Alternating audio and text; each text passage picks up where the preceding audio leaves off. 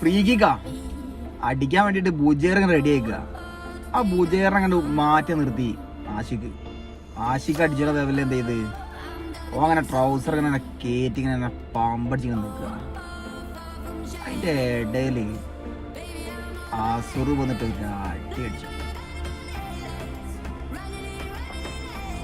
കളി കഴിഞ്ഞ ഗോൾ കീപ്പറോട് ചോദിച്ച് എത്ര കില്ലുള്ള അടിയാണ്. ഓൻ പറഞ്ഞ് കളിനിടയിലായതുകൊണ്ട് തൂക്കാൻ വല്ല സമയം കിട്ടിയില്ല.